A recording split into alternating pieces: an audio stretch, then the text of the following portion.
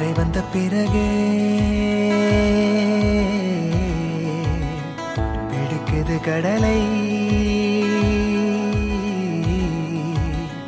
நரை வந்த பிறகே புரியுது உலகை. நேற்றின் இன்பங்கள் யாவும் கூடியே இன்றை இப்போதை அர்த்தம் ஆக்குதே.